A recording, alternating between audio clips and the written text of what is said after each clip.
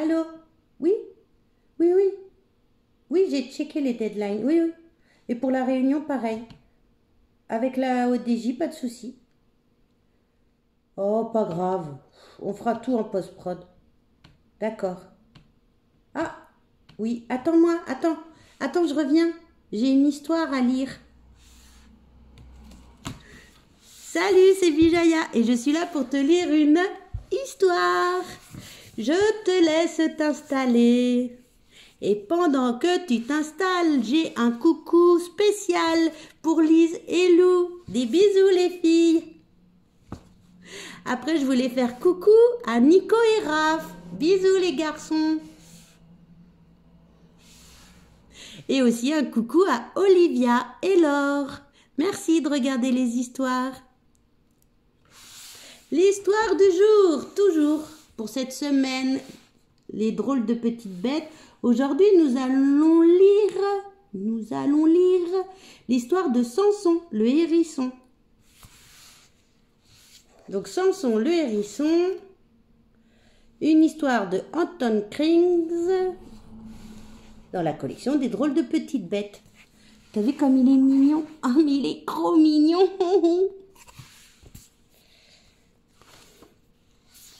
Il était une fois un hérisson qui s'appelait Samson.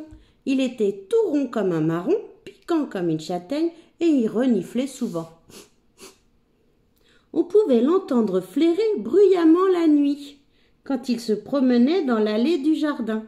Il avançait à petits pas le long de la bordure, soulevait une pierre dans l'espoir de dénicher quelques cloportes, grattait un peu la terre, puis trottinait jusqu'aux feuilles mortes, qu'il ramassait, bien sèches, pour arranger son nid, caché au milieu des ronces et des broussailles. Oh, il est trop mignon.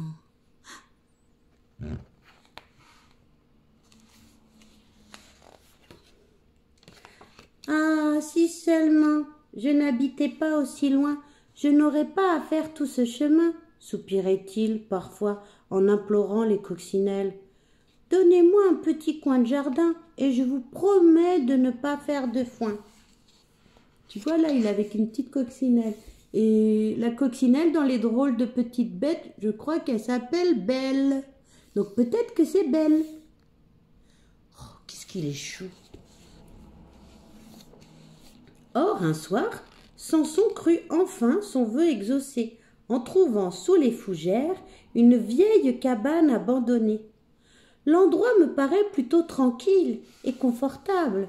Je pourrais m'y installer sans crainte d'être réveillé par le froid cet hiver. La vue d'un râteau le décida aussitôt et il se mit à l'ouvrage. Quelques heures plus tard, il ne restait plus une seule feuille à ramasser autour du champignon de Benjamin. Mais Benjamin, on le connaît dans les drôles de petites bêtes. C'est le lutin.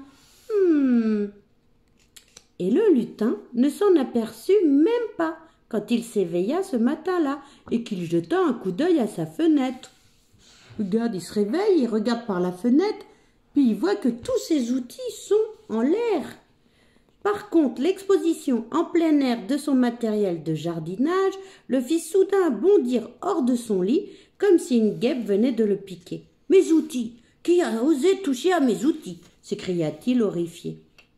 Il enfila en vitesse ses affaires, mit son bonnet de travers, puis se précipita à la porte et fonça droit vers sa remise.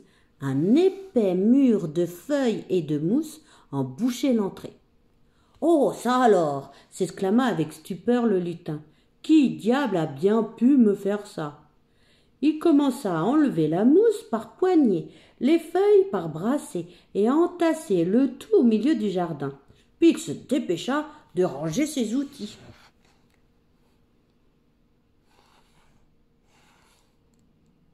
Tu vois bien? On voit tous ses outils? Ouais, là, Samson, il a fait le bazar, hein? Et après s'être assuré que la cabane était fermée à clé, il entra chez lui pour se poster à sa fenêtre et surveiller ses voisins. Le soir même, trouvant porte close, Samson flaira le danger et décida de ne pas traîner sur place. Mais l'hiver approchait à grands pas et il lui fallait au plus vite chercher à s'abriter. Regarde, il neige en plus. Oh, où est-ce qu'il va dormir, Samson? À défaut de maison, ce tas de bois fera l'affaire. C'est un peu rustique, mais ici, au moins, personne ne viendra me déloger, dit-il d'une voix chargée de sommeil. Il se chat,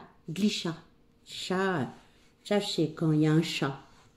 Il se glissa sous les bûches et aménagea son nid. Quand il l'eut tapissé de feuilles et garni de mousse, il se pelotonna à l'intérieur et s'endormit profondément. Seulement voilà, pendant que Samson hibernait, Benjamin, le luto, grelottait de froid dans son champignon. Regarde, Samson, il est bien là, il est au chaud, il s'est fait un petit lit avec les feuilles. Je pense qu'il est bien. Mais Benjamin a froid. Plusieurs fois par jour, le bonhomme à la barbe blanche sortait chercher des bûches pour allumer son feu et se réchauffer un peu. Tant et si bien qu'au bout de 3 semaines, le tas de bois s'amenuisa sérieusement et le pauvre hérisson se retrouva bientôt sans abri. Aïe, aïe, aïe, aïe. Là, on voit Benjamin qui fait du feu. Et tous les jours, il met des bûches dans la cheminée. Sauf que le tas de bûches, il diminue. Il y en a de moins en moins. Mais en dessous, il y a Samson, le hérisson. Et comme un malheur n'arrive jamais seul, un vent glacé fit voler sa couverture de feuilles, le réveillant brusquement. Hébété, Samson vit alors le lutin qui sciait son toit. « Ma maison, ma pauvre maison !»« Quoi? Qu'est-ce que c'est ?» s'écria Benjamin interloqué. « Tu m'as fait peur, mais j'ignorais que tu habitais là. » Là, c'est Benjamin qui découvre Samson sous le tas de feuilles. « Où vais-je vivre maintenant? Je ne sais plus où aller, » se lamenta le hérisson. « Et il fait si froid. » Tandis qu'il gémissait, Benjamin étreignait sa barbe blanche en cherchant comment réparer son erreur. « En attendant le dégel, lui dit-il enfin, tu pourrais peut-être dormir chez moi. Ta maison nous chauffera. » Samson n'avait pas le choix. Il suivit sans rechigner le lutin jusque chez lui. Comme il n'avait rien mangé depuis 3 semaines, il accepta avec joie de partager son repas, et tout guilleret, il se mit à chantonner. Une assiette à lécher, une petite couette pour rêver. Une super chanson, un tube. Là, on le voit en train de boire. Dis donc, Benjamin, il n'aurait pas oublié de mettre un pantalon, là, quand même.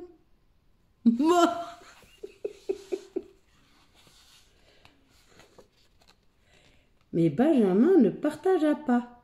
Mais alors, pas du tout la joie du hérisson quand il fallut justement partager le lit.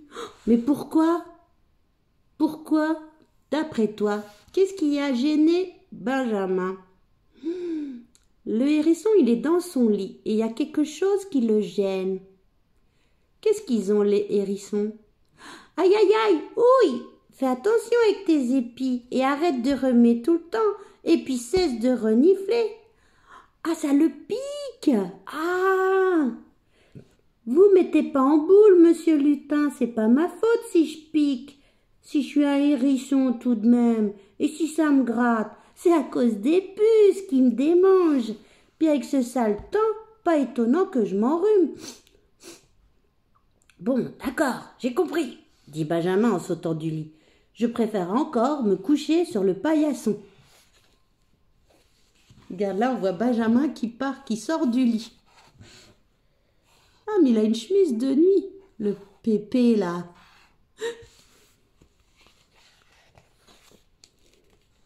La nuit porte conseil, dit-on. Surtout après l'avoir passé enroulé dans un tapis brosse. Aussi, dès son réveil, le lutin dit à Samson d'un air un peu gêné. Écoute, j'ai réfléchi finalement. J'ai pensé que tu pourrais peut-être prendre ce paillasson et t'installer dans la cabane au fond du jardin, bien confortablement. C'est pas vrai, oh merci, s'écria le hérisson, en courant vers le lutin pour l'embrasser. Non, pas la peine de me remercier, c'est si peu de choses, tu sais, et puis j'ai la barbe qui pique ce matin. Donc là, on voit Benjamin qui donne le paillasson à Samson. Et puis voilà. Bon, c'était une drôle de rencontre, mais ils ont trouvé une solution. Comme quoi, il y a toujours une solution. Eh ben, on se retrouve demain avec encore une histoire des drôles de petites bêtes. Je vous fais des gros bisous. Salut! Ah oui, je retourne au boulot.